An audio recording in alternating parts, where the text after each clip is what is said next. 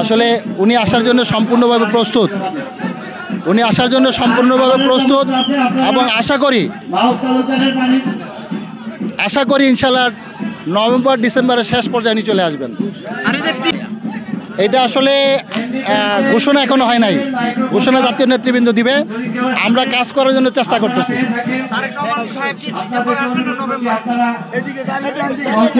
উনি ইনশাল্লাহ আসবে, ডিসেম্বরের মধ্যে আসবে, নভেম্বর ডিসেম্বরের মধ্যে ইনশাল্লাহ আসবে।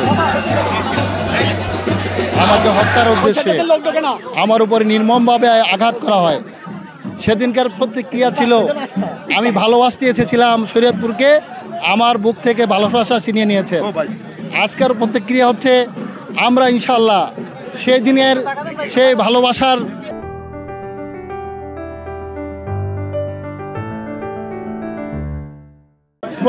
ভালোবাসার প্রতীককে আমরা অব্যাহত রাখার স্বার্থে বাংলাদেশ জাতীয়তাবাদী দলের নেতৃত্বে আগামী দিনে 3টা সিট দেশনেত্রী বেগম খালেদা জিয়া তারেক রহমানকে উপহার দিয়ে আমরা সেই দিনের সেই প্রতিশ্রুতি এবং সেদিনের সেই প্রতিশোধ গ্রহণ করবো ইনশাআল্লাহ।